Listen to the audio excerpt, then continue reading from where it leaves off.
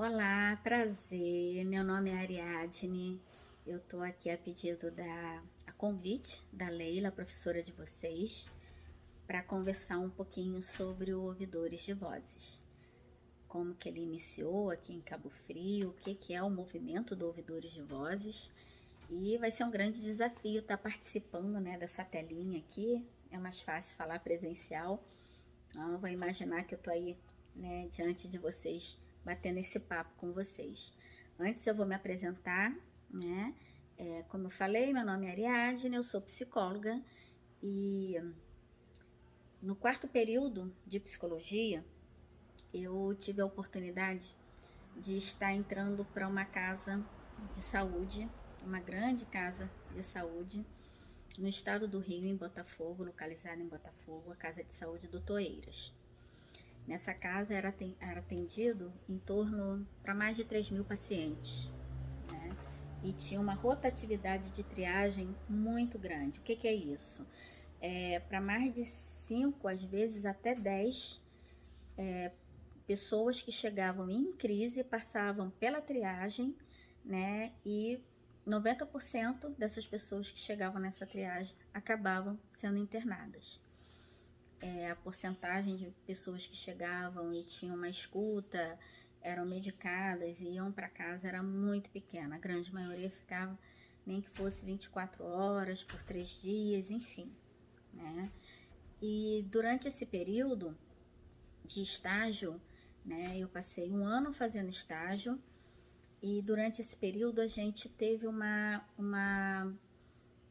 olhar clínico muito apurado, porque a gente ficou praticamente 1 ano, né, bem atuante nessa triagem, vendo, né, o surto, o início do surto, como ele se desenvolvia e como que ele ia sendo controlado através da medicação. Eu fiquei durante um período como voluntária e acabei sendo contratada pela casa, ou seja, eu fiz todo o meu período de faculdade e quando eu terminei a faculdade eu pude ser contratada pela casa. A casa, logo após alguns anos, com a reforma psiquiátrica, ela veio a ser fechada, foi a primeira casa no Sudeste, né, no Rio de Janeiro, a ser fechada, o primeiro manicômio, né, a ser fechado, e logo após ser extinto, né, não existe mais o prédio, ele foi construído um flat, né, eu não moraria lá de jeito nenhum. Foram mais de 10 anos dentro da Doutor Eiras, fazendo um trabalho de ponta dentro das dinâmicas terapêuticas. Eu sempre falo, né, que esse trabalho das dinâmicas terapêuticas, ela é o carro-chefe, né, na área da saúde mental. A escuta individual, ela é muito importante, o acolhimento, não só dessa pessoa que chega em crise, mas da família que chega, né, muito despreparada, muito sozinha, muito desorientada, e por que não também em crise diante, né, de um comportamento que ela não entende ou de um comportamento que ela não suporta mais, que ela não consegue lidar. Como ouvir essa família, né? Então, assim, eu descobri, quando eu iniciei no Ouvidores de Vozes, que eu já ouvia vozes, né, das famílias e dos pacientes desde quando eu entrei como estagiária na Doutor Eiras. Nós ouvíamos nas dinâmicas, as dinâmicas de sensibilização que nós fazíamos, ou na oficina de cinema, quando nós ouvíamos, né, os pacientes do que eles tinham sentido desse filme, né? Não era só uma diversão, não era só ver o filme, colocar uma fita, né, mas era o sentido de você estar ali, o porquê daquele filme. O filme era escolhido por eles, né? E por que eles escolhiam aquele filme? E uma grande maioria não queria assistir aquele filme, e aí assistia, e aí mudava opinião. Então era uma coisa assim muito dinâmica. Então, desde então, a gente já ouvia as vozes do paciente. Ok, mas o Ouvidores de Vozes, falando mais especificamente agora do grupo, né? O Ouvidores de Vozes, ele tem a sua descoberta, digamos assim, através do Mário Holmes, que é o médico, né, que através de uma paciente ouvidora de vozes alucinatórias, diagnosticada como esquizofrênica, passa a falar de suas vozes e passa a questionar o porquê que ninguém, né, dá escuta às suas vozes. E aí Mário Holmes pensa, por que não? Por que não ouvir essas vozes e entender essas vozes? Então ele passa a ouvir essas vozes junto com a sua paciente, né? Mais tarde, com o movimento do Intervoice, claro que durante esse período houveram congressos, né? Houve muita conversa sobre essa nova abordagem que estava acontecendo lá na Inglaterra, na Holanda, nos Estados Unidos, e ela vai ganhando uma grande proporção. Então, uma outra figura muito marcante no movimento, que traz o movimento do Intervoice, que é um movimento dos ouvidores de vozes, é o Paul Becker. Paul Becker, então, vem e desenvolve também essa nova abordagem para o mundo todo, né? Levando através dos congressos, dos fóruns, e aí em 2015 eu participei do primeiro fórum aqui no IPUB, com Paul Becker trazendo essa nova abordagem que já acontecia, né, dentro do IPUB, já havia um grupo, né, de ouvidores, através dessa nova abordagem, desse novo contexto, né, de como que a gente pode estar entendendo melhor, né, essa abordagem. E o que é essa abordagem? O ouvidores de vozes, ele tem como base as vozes como algo normal, ou seja, uma experiência.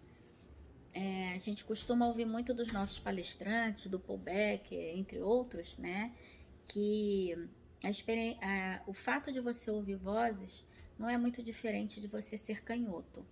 Você chama atenção por conta disso e você é intitulado de algo ou colocado em algum lugar que não é muito confortável, pelo fato de você ser diferente. É claro que hoje em dia isso não é tão marcante, a questão do canhoto, né, do ser canhoto, de ser destro. Mas por quê, né? Porque a gente também evoluiu em relação a isso. A gente começou a entender que isso não era uma falha, né? E que não havia necessidade de eu amarrar a mão do meu filho para que ele escrevesse com a mão direita, o que causava danos emocionais e até físicos. E aí o ouvidores de vozes, então, para que a gente possa melhor compreender, ele vem dessa escuta. O ouvir vozes como uma experiência, é algo particular. E é claro que esse movimento ele se inicia com os ouvidores de vozes dentro dos hospitais psiquiátricos, dentro das clínicas psiquiátricas, dentro daquele ouvinte que tem a escuta das vozes alucinatórias. A origem do ouvidores de vozes tem como base, né, a escuta das vozes alucinatórias. Sendo que o que se descobre durante esse período todo de estudo, né, e aí vai para mais de, acho que 1980 e poucos já iniciava esse movimento. Eu não tenho esses dados, gente, mas técnicos, mas vocês encontram todo esse material no YouTube, todo esse material no Google. É só colocar lá Paul Becker, Mário Holmes, que vocês vão encontrar lá todo esse material. O Movimento Ouvidores de Vozes ou o Senat, né? Tem um acervo de material muito bacana, tá? Nós temos manual para quem quer montar o grupo de ouvidores de vozes, mas enfim, agora a gente vai ter o próximo Congresso de Ouvidores de Vozes, convido a todos para estar lá, para entender um pouquinho, né, a partir do que eu estou passando aqui para vocês, o que é o ouvidores de vozes. Então, o ouvir vozes, ele tem essa origem, sendo que ele vem, o movimento busca tirar ele desse lugar do adoecer. Eu sou um doente, se eu escuto vozes, eu sou doente. Para além disso, eu sou esquizofrênico, eu não sou normal. Quem escuta vozes, né, categoricamente vai ser colocado ali na categoria, né, da pessoa que sofre de um transtorno mental, e não como algo pertencente a ele e íntimo. É claro que as vozes, elas são vozes que não são agradáveis, né? A gente não tem relato de vozes agradáveis, no caso de pessoas que sofrem com essas vozes. Mas a gente também tem relato de pessoas que aprenderam a lidar com as vozes e que essas vozes se tornaram algo que não deixaram de ser tão perturbadoras, né? E passaram a ter um significado, passaram a ter um lugar na vida dessa pessoa. Para além disso, né? E aí eu vou falar um pouquinho do como surgiu o Ouvidores de Vozes aqui em Cabo Frio.